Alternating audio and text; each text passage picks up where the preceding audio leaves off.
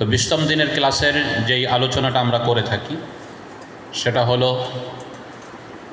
একজন চিকিৎসক চিকিৎসা জগতে কাজ করার জন্য সর্বপ্রথম তার মধ্যে কি কি গুণ থাকা দরকার, এটা নিয়ে সংক্ষিপ্ত আকারে আমরা কিছু কথা বলে থাকি।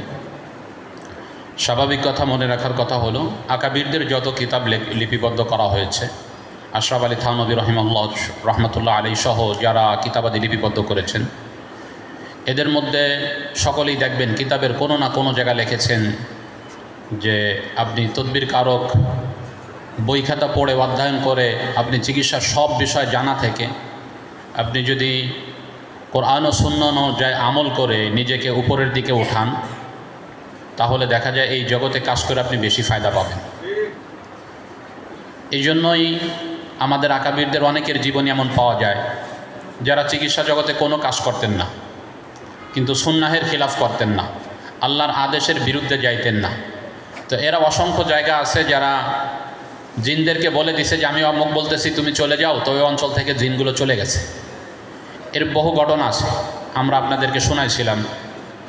আহমদ ইবনে হাম্বল রহমতুল্লাহ আলাই, ওনার দরবারে তৎকালীন বাদশার দরবার থেকে দোয়া চাওয়ার জন্য পাঠানো হয়েছিল যে তার বাদশাহীর দরবারে একজন মহিলা আছে যাকে জিনে আক্রান্ত করেছে, জিনে আসর করেছে। তো এই জিন যাচ্ছে না, হুজুরের কাছে দোয়া চাওয়ার জন্য পাঠানো হয়েছিল, হুজুর যেন দোয়া করে যেন জিনটা চলে যায়। তো হুজুর তখন তার খেদমতে যেই ছাত্র ছিলেন, শীর্ষ ছিলেন, হুজুরের অজু করার জন্য একটা জুতা ছিল যেটাকে ওই সময় খড়ম বলা হতো, ওই ছাত্রর কাছে দেয়, দিয়ে বলে তুমি ওই রুগীর কাছে যাও এবং চাই ওই রুগীর শরীরে যে জিন আছে তাকে তুমি বলো যে এটা আহমদ ইবনে হাম্বল রহমতুল্লাহ আলাইয়ের পক্ষ থেকে এই জুতাটা দিয়ে আমাকে পাঠানো হয়েছে। এখন তুমি বলো যে তুমি কি এই রুগী ছেড়ে চলে যাবে, না এই জুতা দিয়ে তোমাকে 70টা বাড়ি দেওয়া হবে। তো জিন সাথে সাথে রুগীর জুবান দিয়ে উত্তর দিয়েছে যে আহমদ ইবনে হাম্বল রহমতুল্লাহ আলাই যেহেতু বলেছেন আমি রুগী ছেড়ে চলে যাচ্ছি, এবং বলছে তিনি যদি বলতেন যে আমাদের এই শহর ছেড়ে এই দেশ ছেড়ে চলে যাওয়ার জন্য, তাহলে আমরা দেশ ছেড়ে চলে যাইতাম।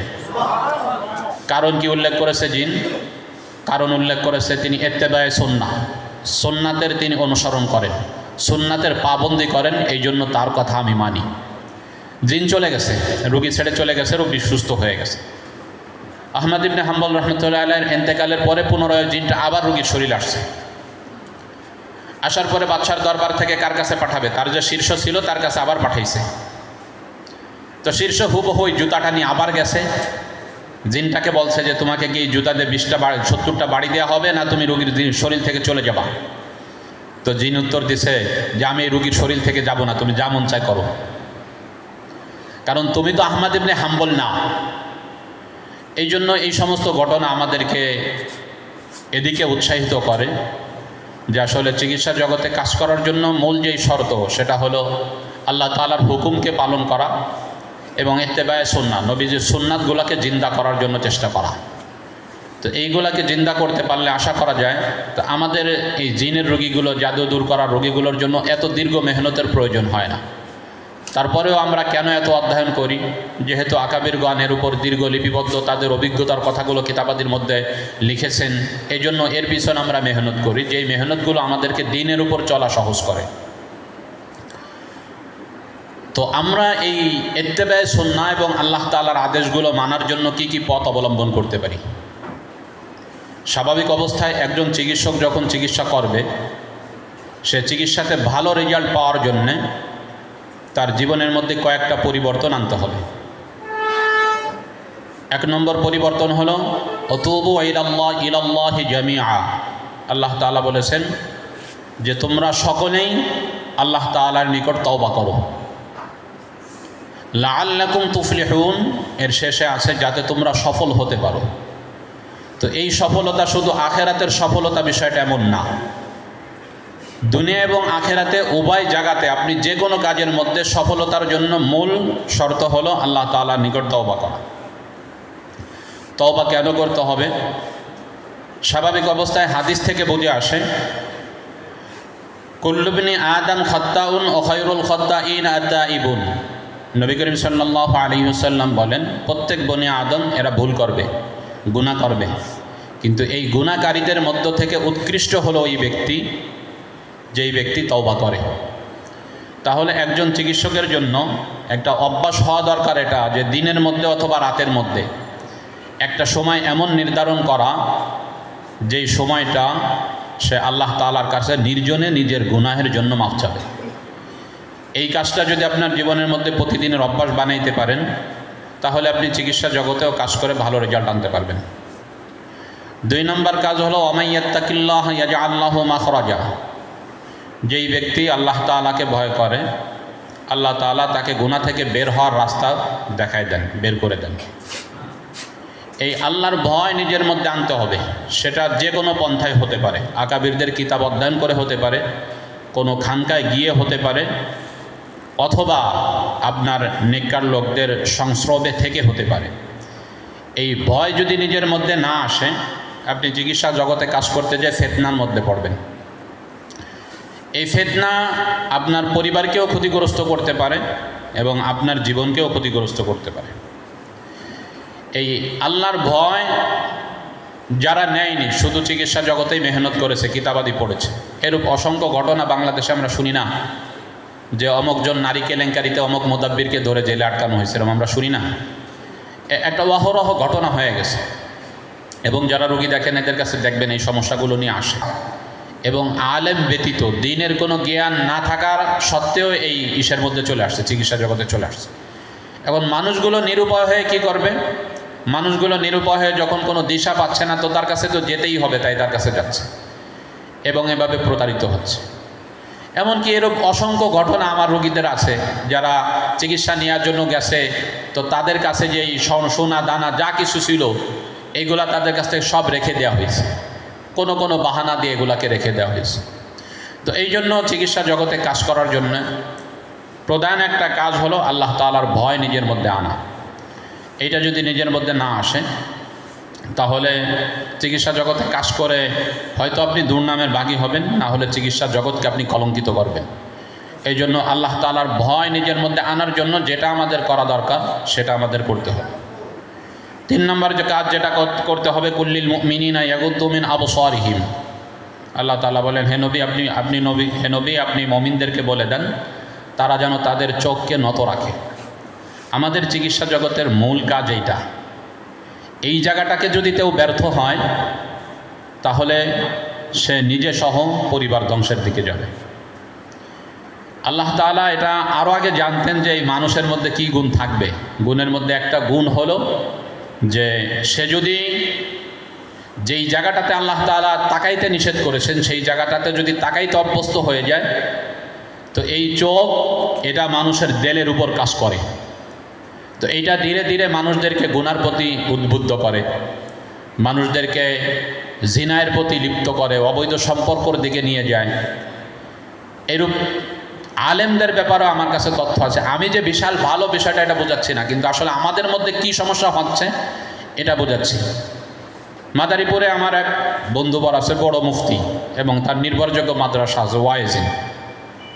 তার এক শালীর জিনের সমস্যা, চিকিৎসার জন্য তো প্রথমে খুঁজে বের করছে কে আছে ভালো হকপন্থী আলেম, কে চিকিৎসা করে।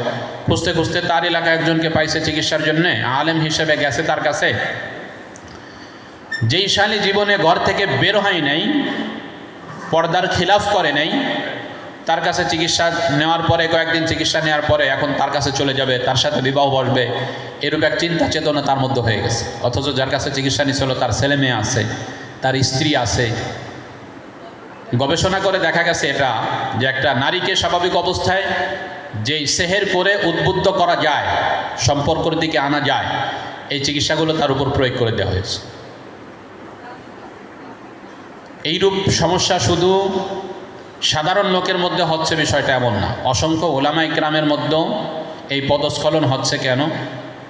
নিজের নফসকে ঠিক রাখার জন্য যেই মেহনত করা দরকার এর থেকে আমরা দূরে সরে গেছি, এই জন্য এই সমস্যাগুলো দেখা দিচ্ছে। এই জন্য এই ইয়াগুদ্দু মিন আবসারিহিমের এই কাজটা আমাদের জন্য অত্যন্ত জরুরি।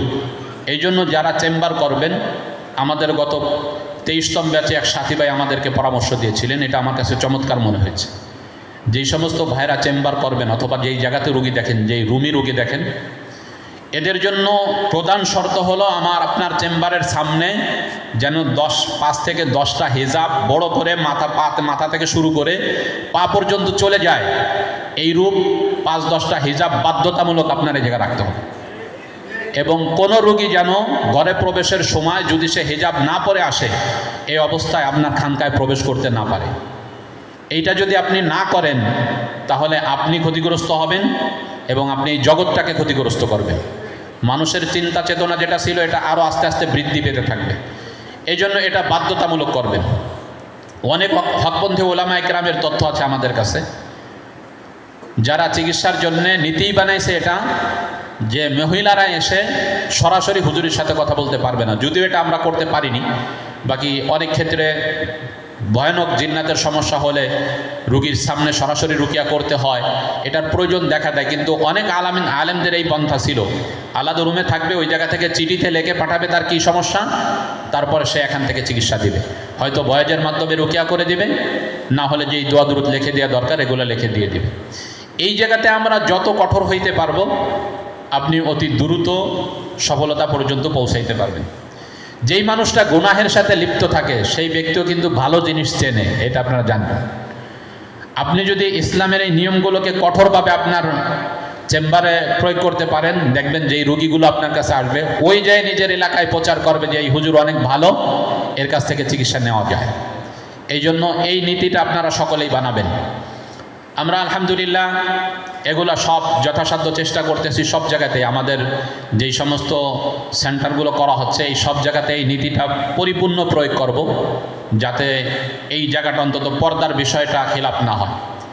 2 নম্বর, হিজাবের দরকার কেন হবে? বড় হিজাবের কথা কেন বলতেছি? স্বাভাবিক অবস্থায় যেই সমস্ত রোগী জিনগুলো দুষ্ট আকৃতির হয়ে থাকে, আপনি রুকিয়া করলে সে পাগলামি শুরু করতে পারে, সে শক্তি প্রয়োগ করতে পারে, তার যেই সমস্ত জায়গা একজন পুরুষের জন্য দেখা নাজায়েজ এগুলা তার পাগলামির কারণে প্রকাশ্যে চলে আসতে পারে। একজন বোরকা পরা মহিলাও অনেক ক্ষেত্রে তার হিজাব ছোট থাকে, তো এই ক্ষেত্রে আপনি যদি 5টা-6টা রেখে দেন, তারা তো আর বললে আপনি বলবে না যে না হুজুর এটা আমি ব্যবহার করবো, এরকম কেউ বলবে না, সকলে এটা ব্যবহার করতে চাবে। এই জন্য এই জায়গাটাতে আমাদের ভালো থাকার জন্য সর্বোচ্চ চেষ্টা করা দরকার। যারা এই জায়গাতে ভালো থাকতে পারে নাই, এই চোখের হেফাজতের ব্যাপারে যারা নিজেকে নিয়ন্ত্রণ করতে পারে নাই, এদের অনেকের ব্যাপারে আমাদের কাছে অভিযোগ আসে।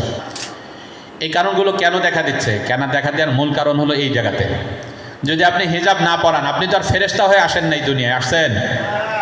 যদি আপনি হিজাব না থাকে, একজনের চেহারা যদি আপনার নজরে পড়ে, শয়তান তো আপনাকে ধোঁকা দিবেই। তো শয়তান ধোঁকা দিলে আস্তে আস্তে ধোঁকার মধ্যে পড়বেন। আর বাস্তবতা হলো যেই লোকটা যেই জগতে কাজ করুক, আপনি ওয়াইজিন হন, আপনি শিল্পী হন, আপনি মাদ্রাসায় পড়ান, আপনি যদি নিজের মেহনত শ্রম দিয়ে আপনি বড় হইতে থাকেন, আল্লাহ তাআলা আপনার পরীক্ষাগুলোকেও বড় বানাইতে থাকবে।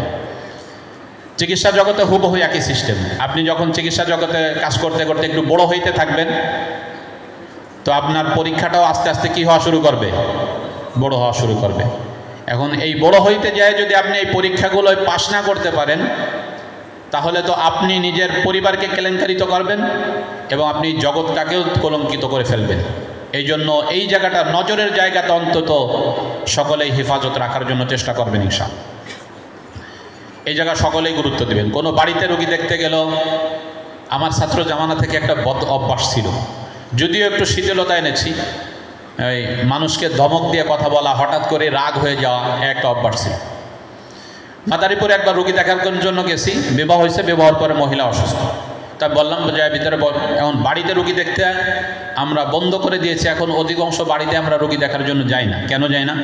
আমার এখানে আসলে সে পর্দার সাথে আসে, কিন্তু বাড়িতে গেলে পর্দার সাথে থাকতে চায় না। এটা একটা বড় সমস্যা, সে ঢাকার শহর বলেন, যেই জায়গাতেই বলেন। এই জন্য আমরা এই দিকটাকে গুরুত্ব দিয়ে বাড়িতে রোগী দেখাটা একেবারে কমাই দিয়েছি। তো বাড়িতে রোগী দেখার জন্য গেছি, বিবাহের পরে মহিলার ভয়ানক জিন্নাতের সমস্যা দেখা দিয়েছে। পরে তার স্বামীকে বলছি কোনো মতে হইলেও তাকে হিজাবটা পরাই দেন, যাতে অন্তত পর্দাটা ঠিক থাকে।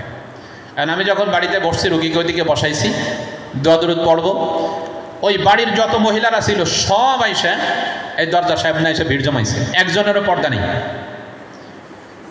পরে আমি বললাম যে এতজন লোক এখানে এসে দাঁড়াইছেন, তাহলে আমার কি দরকার, আসেন আপনারা জিনটা ছাড়ে দেন, আমি চলে যাই।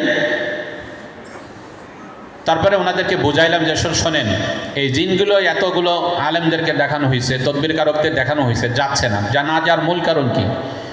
যেই জায়গা আল্লাহ তাআলা অসন্তুষ্ট হবে এই জায়গা তো রহমতের ফেরেশতা থাকবে না, থাকবে না। রহমতের ফেরেশতা না থাকলে দুষ্ট জিন্নাত তো আরও কবিভাবে শক্তিশালীভাবে ঘরে থাকবে, এটাই স্বাভাবিক কথা। পরে তারা বুঝছে যে পর্দা ছাড়া এখানে থাকা যাবে না, পরে সবাই চলে গেছে। চলে যাওয়ার পর রুগী ছিল কঠোর, কিন্তু আমি আল্লাহ তাআলার কাছে নুসরত চেয়ে ইখলাসের সাথে মাত্র কয়েক মিনিট জিনের সাথে কথা বলছি, পরে যিনি ওয়াদা নিয়ে চলে গেছে। বিষয়টা হলো, আমি যতটুকু আমার এই অভিজ্ঞতার আলোকে দেখেছি, আমরা রুগীদের ক্ষেত্রে দিনটাকে যত কঠোরভাবে দেখব, মানে দিনকে যত গুরুত্ব দিব, ওই জিনগুলো ভদ্রতার সাথে এমনিতেই চলে যাবে। এই জন্য আমাদের এই পর্দার দিকটা সকলেই গুরুত্ব দিতে হবে। যখন আপনি একটু বড় মুতাব্বির হয়ে যাবেন, তখন অভিযোগ আসবে যে 5 জনের সাথে আপনার সম্পর্ক হয়ে গেছে, এরকম অভিযোগ আসবে। এইটা সকলের একটু গুরুত্ব দেখতে হবে। অনেকের ব্যাপারে আমার অভিযোগ আছে, একজনের ব্যাপারেও আমাকে তৈরি করে দিবে। এই জন্য এই কাজগুলো রাখার পরে আমরা যেই আমলগুলো সকাল সন্ধ্যা দিয়েছি, এইটা যদি করি তো গুনাহ থেকে বাঁচার অনেক কৌশলগুলো এর মধ্যে দেওয়া আছে, যেমন কুরআনুল কারীমের তেলাওয়াত, আওয়াবিন ইশরাক, তারপরে যেই আমলগুলো মাসনুন আমলগুলো দেওয়া হয়েছে, এগুলা করলে মানুষ শুধু যে জিন্নাত থেকে বেঁচে থাকে বিষয়টা এমন না। এগুলা করতে করতে অভ্যাস হইলে আপনি দেখবেন যে আপনি এমনিতেই অনেক গুনাহ থেকে বেঁচে যেতে পারবেন। পাশাপাশি যাদের হকপন্থী শায়েক আছে তাদের সাথে মশারা করে চলবেন। যদি শায়েক না থাকে, শায়েকদের যেই বই আছে, ইসলাহে নফসের উপর যেই বইগুলো আছে, প্রতিদিন অন্তত একটু পড়ার চেষ্টা করেন। প্রতিদিন যেন একটা সময় যায়, ধরেন আপনি প্রতিদিন 20 মিনিট মোবাইল চালাইতেন, এখন চিন্তা করেন যে 10 মিনিট চালাবো, 10 মিনিট বই পড়ি, এরকম যেন পড়তে অভ্যস্ত হই ইসলাহে নফসের উপরে। এই বইগুলো পড়লেও বেঁচে থাকা যায়। এই জন্য ওই বইগুলো পড়লে আপনি দেখবেন একটা জজবা আসবে। এই জন্য এগুলো আমরা অভ্যস্ত হব। এইগুলা করে যদি আমরা চিকিৎসা জগতে কাজ করি, আশা করা যায় অসংখ্য রোগী আল্লাহ তাআলা সুস্থ করে দিবেন। কিভাবে সুস্থ হয়, একটা রোগীর ঘটনা শোনাই আপনাদেরকে। মাদারীপুর থেকে আমার কাছে একটা রোগী আসছিল, হয়তো আগে শোনাইছে কিনা জানি না। এই লোকটা সরকারি চাকরি করে, একটা ছেলে ভার্সিটিতে পড়ালেখা করে, হঠাৎ করেই তার মধ্যে এক পরিবর্তন দেখা দিছে। কি পরিবর্তন? সে হাঁস পালা শুরু করছে, হাঁস। এই হাঁসগুলো কয়েকদিন পালে, ওই হাঁসের জন্য শামুক বলে এগুলাতে আনার জন্য বিলে যায়। তো কয়েকদিন দিনে বিলে গেছে, এখন করে কি শামুকগুলো আনার জন্য রাত 12টার পরে বিলে যায়। রাত 12টার পরে যখন সব মানুষ ঘুমিয়ে গেছে, তখন ওই বিলে যায় ওই শামুকগুলো আনে। কয়েকদিন খাওয়াইছে, খাওয়ানোর পরে এই হাঁসগুলোকে এবার তার বিছানার উপর, যেখানে সে ঘুমায় ওই জায়গায় রাখা শুরু করছে। এখন এই হাঁসগুলো যখন ওই বিছানার উপর বাথরুম করতেছে, তো তার বাবা বলতেছে, তুমি এটাকে নোংরা করতেছো কেন? তা ও বলতেছে, তুমি তো দেখতেছো এটা ময়লা, কিন্তু আমি দেখতেছি এটা সোনা। এরূপ একটা অবস্থা তার মধ্যে তৈরি হয়েছে, পরিবর্তন হচ্ছে। কি করা যায় দিশা পাচ্ছে না, ডাক্তার দেখাইছে, ফায়দা পাচ্ছে না। হঠাৎ করে একদিন পাগলামি শুরু হয়েছে। এইবার ঘরের মধ্যে যে ফ্রিজ, টিভি, সুকেজ, মুকেজ যা যা ছিল, মানে উনি এত বছর ইনকাম করে যা যা করছে, একটা কোরাল পাইছে হাতে, এটাতে সব ভেঙে ফেলেছে ঘরের মধ্যে।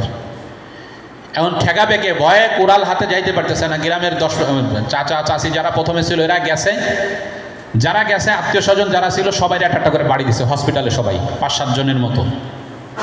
এরপরে গ্রামের যুবকরা সবাই বিলে কোনো মতে ওকে ধরে শিকল দিয়ে বাঁধছে। বাঁধার পরে পিতা ছিল চাকরিতে, বাড়িতে আইছে, এখন ওর চোখ লাল হয়ে গেছে, এই শিকলগুলো ছিঁড়বে এরকম এক চিন্তা চেতনা হয়েছে। আরও বলতেছে যে বাবা মার রক্ত না খাইলে আমার মন শান্ত হবে না। এরকম এক ভয়ানক অবস্থা দেখা দিছে পরিবার। ওই পিতা করছে কি, ভয়ে ওইটা দেখে কার কাছ থেকে আমার তথ্য শুনতে চলে আসছে আমার কাছে। আমি তখন ক্লাস করতেছিলাম, ক্লাস শেষে ওনার সাথে কথা বললাম। আমি তো আপনাদেরকে বিষয়টা উপস্থাপনা করে দেল পর্যন্ত পৌঁছাইতে পারিনি, কিন্তু উনি আসলে এমনভাবে আমাকে বলছে যে আমি এত বছর চিকিৎসা করার পরে ওনার কথা শুনে আমি ভীত সন্ত্রস্ত হয়ে গেছি। অনেকে চিকিৎসা দিয়ে কি আমি বিপদে পড়বো কিনা, এরকম একটা চিন্তা নিজের মধ্যে কাজ করতেছে। তো চিন্তা করলাম যে লোকটা দীর্ঘ দূর থেকে আসছে, ইখলাসের সাথে কিছু তো করা দরকার। তো আমি আল্লাহ তাআলার কাছে নিজেকে একেবারে ছোট করলাম, রুজু করে নিজের দিল থেকে যা কিছু দিলের মধ্যে আসছে, যে হের যাবি দুজানা বালিশের মধ্যে দেওয়ার জন্য এটা, সুবহানাল্লাহ সুবহানাল্লাহ আজমাতুল্লাহ যেটা দেখানো হয়েছে এটা, এগুলা লেখে ওনাকে দিলাম। দেওয়ার পর বললাম যে ওর অবস্থা যেহেতু ভালো না, তো আপনি হের যাবি দুজানাটা লেখে ওর বালিশের মধ্যে দিয়ে দেন, আর এটার পানিটা ওকে খাওয়াইতে থাকেন। তারপরে কি অবস্থা হয় আমাকে জানায়। মোট কথা ওনাকে বলছি জানানোর জন্য, কিন্তু দেল বলতেছে উনি কোনো মতে চলে গেলে হয়, যা চিকিৎসা দিয়েছি ভালো হইলে হইলো, না হইলো যা হয় হবে, এরম দেলের মধ্যে একটা কাজ করতেছে। তো তারপরে যা হোক উনি চলে গেছে, উনি আর আমার সাথে কোনো যোগাযোগ করেনি। অনেক দিন পরে একদিন মাদারীপুর আমার সফর ছিল, আমি বাসের মধ্যে যাচ্ছি, তো লোকাল বাসে ছিলাম, সিট পাইনি, দাঁড়াইছি বাসে উঠে। তো বানানোর পর একটা লোক হঠাৎ করে উঠে দাঁড়াইছে, দাঁড়াই বলতে হুজুর আপনি এই জায়গায় বসেন। তা আমি বললাম না ভাই ঠিক আছে বসেন। তা উনি কইতেছে হুজুর আমার চিনছেন আপনি? তা আমার তো অনেক দিন আগের কথা মনে নাই। তা বলছে না ভাই চিনি নাই। বলতেছে আপনি কুশলী মাদ্রাসায় চাকরি করেন না? তখন তো আমি গোপালগঞ্জে কুশলীতে ছিলাম। বললাম যে জি কুশলীতে চাকরি করে। হুজুর আমার ছেলের জন্য আপনার কাছে গেছিলাম, ওই যে ছেলে এরকম সব কিছু ভেঙে ফেলছে বাড়ির, মনে আছে আপনার? তখন আমার মনে পড়ছে এই রুগীটার কথা, যে হ্যাঁ এটা আমি দেখছিলাম। বলে যে হুজুর আলহামদুলিল্লাহ আল্লাহ তাআলার অশেষ মেহেরবানি, আপনার কাছে চিকিৎসা নেওয়ার 2 দিন পরে আমার ছেলেটা পরিপূর্ণ ভালো হয়ে গেছে। তো এই যে ভালো হয়, এই জায়গায় আমার কোনো কারামতি ছিল না, কিন্তু আসলে আমি যেটা বুঝেছি যে নিজেকে যদি আল্লাহ তাআলার দিকে রুজু করা যায়, তো আল্লাহ তাআলা এক আলাদা রুহানি শক্তি নিজের মধ্যে দেয়, তো যার ফলে আল্লাহ তাআলা এই জগতে আমাদেরকে সফলতা দিয়ে থাকে। এরূপ আপনি ইখলাসের সাথে কাজ করলেন, অনেক রুগীদের ক্ষেত্রে দেখবেন যেই জায়গায় আপনার বিশ্বাস ছিল না যে রুগীটা সুস্থ হবে, কিন্তু আল্লাহ তাআলা দেখবেন সুস্থ করে দিয়েছে। এই জন্য এই জায়গাটাতে আমাদের গুরুত্ব দিয়ে কাজ করতে হবে। নসিহাতের ক্ষেত্রে দীর্ঘ কথা আর আমরা বলতে যাচ্ছি না, এই কয়েকটা জিনিসই ফলো করা, অন্তত সকাল সন্ধ্যার আমলগুলো ঠিক রাখা, এবং আল্লাহ তাআলার ভয় যেভাবে আনা যায় এটা লক্ষ্য রাখা, এবং নজরের হেফাজতটা যথাসাধ্য করার জন্য চেষ্টা করা। এই কাজগুলো আমরা করবো ইনশাআল্লাহ। এখন কথা হলো, যারা আমরা নতুন করে চিকিৎসা শুরু করতে চাচ্ছি, এরা আমরা চিকিৎসাটা কিভাবে শুরু করতে পারি? স্বাভাবিক অবস্থায় আপনি ধরেন চিকিৎসার জন্য কোর্স করেছেন আমাদের কাছে 20 দিনের মতো, এই জগৎ সম্পর্কে একটা ভালো ধারণা আপনাদের হয়েছে। এখন আপনি চিন্তা করতেছেন যে আমি সকাল সন্ধ্যার যে আমলগুলো ছিল এগুলোও করছি, টুকিটাকি চিকিৎসা করতে পারবো, কিন্তু আসলে মানুষের কাছে প্রচার ঘটাবো কিভাবে, যে কিভাবে কাজটা করলে মানুষ জানবে যে আপনি একজন চিকিৎসক, চিকিৎসা করেন। এই বিষয়টার জন্য প্রথম পর্যায়ে যেটা করতে হবে, কেউ যদি চায় যে আমি মাত্র 1 মাসের মধ্যে সারা বাংলাদেশ, সারা দুনিয়া ব্যাপী আমার নাম প্রসিদ্ধ করে ফেলবো, এটা কোনো জগতেই হয় না। যেমন কোনো ব্যবসায়ী যদি চিন্তা করে যে আমি কয়েক মাসের মধ্যে সবচেয়ে বড় ধনী ব্যবসায়ী হয়ে যাবে, যেমন ক্ষতিগ্রস্ত হয়, তো আপনিও চিকিৎসা জগতে যদি চিন্তা করেন যে 2-1 মাসের মধ্যে একটা বিশাল সুনাম অর্জন করে ফেলবেন, এটা সম্ভব না, হয় না এটা। কিন্তু এটা হবে এইভাবে, যেমন ধরেন আপনি একজন আলেম হিসেবে, মাদ্রাসা বা মসজিদের খেদমতকারী হিসাবে, আপনার কাছে মানুষেরা স্বাভাবিক অবস্থায় বাচ্চা কারো ক্রন্দন করলে, কোনো কেউ ভয় পাইলে, অথবা টুকিটাকি সমস্যা দেখা দিলে যেটা ডাক্তারি রোগ না, এই বিষয়গুলো নিয়ে লোকগুলো আমাদের কাছে আসে। তো আগে আপনার অভ্যাস ছিল, আপনি কিছু জানতেন না, সূরা ফালাক নাস অথবা সূরা ফাতিহা পড়ে ফু দিয়ে দিতেন। তো এটা একটু কৌশলের সিস্টেমে আপনি চিকিৎসার জগতের মধ্যে আনেন। একজনের জ্বরের সমস্যা হয়েছে, তো জ্বরের জন্য রুকিয়া আছে না, বইয়ের মধ্যে রুকিয়া রাখা আছে না, তো আপনি তাকে একটু গুরুত্ব সহকারে বসাইয়া ওই রুকিয়াটা ইখলাসের সাথে করেন। তো করলে এই লোকটা বাড়িতে গেলে বুঝবে যে না হুজুর এই চিকিৎসাটা জানে। আর একটা হলো কোনো মতে ঝাড়ফুঁক নেওয়া, যেটা সকলের কাছ থেকে আমাদের কাছ থেকে নেয় মানুষ, যে হুজুর একটু ভয় পাইছে ফু দিয়ে দেন, তো আপনি রাস্তায় দাঁড়ানো আছেন, সূরা ফাতিহা পড়ে ফু দিয়ে দিলেন। তো এইটাতে আপনাকে মানুষ কিন্তু চিকিৎসক মনে করে না। চিকিৎসক মনে করার জন্য আপনি পন্থা অবলম্বন করতে পারেন, তাকে বলতে পারেন যে ভাই আমার বাসায় আসেন, অথবা আমার মাদ্রাসার অফিস রুমে আসেন অমুক সময়, এই বিষয়টা আছে আমার কাছে চিকিৎসা, আমি আপনাকে ভালোভাবে দিলেও সুস্থ হয়ে যাবে। তো যখন আপনি এটাকে একটু গুরুত্ব দিয়ে ভালোভাবে করবেন, তো ওই লোকটা জানবে যে এই লোকটা চিকিৎসা করে। মূল কথা হলো নিজের গ্রামের মধ্যে যেই অঞ্চলে যে আছেন এই লোকগুলোকে বোঝানো যে আমি আসলে রুকিয়া এবং তদবির নিয়ে কাজ করি। এইটা মানুষ বুঝলে আপনাকে খুঁজবে। যেমন আমরা এখানে যা কিছুর আয়োজন করেছি, এইগুলোর জন্য নির্দিষ্ট লোক আছে না, মাইকের জন্য আলাদা লোক আছে, এই লোকটাকে আমরা খুঁজে বার করছি। কেমনে?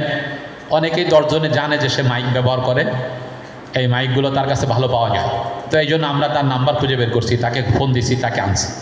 তো চিকিৎসা জগৎটা হুবহু একই। আপনি যখন মানুষকে ইখলাসের সাথে চিকিৎসাগুলো দিতে থাকবেন, আস্তে আস্তে মানুষগুলো আপনাকে খুঁজতে থাকবে। বাকি আপনাকে গ্রামের মানুষ মনে রাখবে কিভাবে? জ্বরের জন্য চিকিৎসা নেওয়ার জন্য আসতে আপনি কইলেন যে হুজুর 1000 টাকা লাগবে চিকিৎসা করতে, তাহলে মানুষ আপনাকে মনে রাখবে? মনে রাখবে না। মনে রাখার জন্য মূল কৌশল হলো, প্রথম দিকে চিকিৎসা করার ক্ষেত্রে শুধু আপনি দুনিয়ায় লক্ষ্য রাখলে হবে না, মানুষের সেবাটা মূল লক্ষ্য বানান, আস্তে আস্তে মানুষ টাকা আপনাকে এমনিই দিবে, আপনার শ্রমের মূল্য এমনিই মানুষ দিবে। দেয়া পর্যন্ত তো পৌঁছাইতে হবে, নাকি পৌঁছাইতে হবে না? রোগী একজন আসলো, আসার সাথে কইলেন যে ভাই আপনার তো বিশাল সমস্যা, 10,000 টাকা লাগবে, ও চিকিৎসা নিবে আপনার কাছ থেকে? আপনার জীবনী খুঁজে দেখবে যে আপনি চিকিৎসা জগতে আসছেনই কেবল কয়েকদিন হলো। 10,000 টাকা দেওয়ার জন্য মানুষ চিন্তা করবে না যে কাকে 10,000 টাকা দিচ্ছি, এটা তো চিন্তা করবে। তো আপনি দু একটা রোগী প্রথম দিকে এমন পাবেন যারা আপনাকে 10,000 15,000 টাকা দিয়ে চিকিৎসা নিবে, কিন্তু কয়েকদিন পরে তারপরে খালি ফোন দেবেন, হুজুর দেখেন তো আমার রজাতে সমস্যা হয়েছে নাকি, রোগী ঠুকি তো আর আসে না।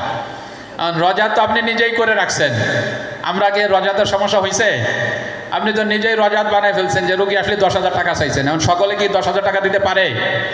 পারে না। তো রোগী অটোমেটিক আসবে না, এটাই সিস্টেম। কিন্তু প্রথম পর্যায়ে যদি আপনি মানুষকে সেবাটাই দেন, যেমন আমার এখনের অবস্থাও বলি, আমাদের টোটাল ইউনিয়নে যত লোকগুলো চিকিৎসার জন্য আমাদের কাছে আসে, তো অন্য এলাকা থেকে রোগী আসলে যেইভাবে তাকে সময় দেই, আমার এলাকার লোকগুলোকে হুবহু সেইভাবে সময় দেই। সময় দেওয়ার পরে বলে যে হুজুর হাদিয়া কত? এ তো জানে যে আমি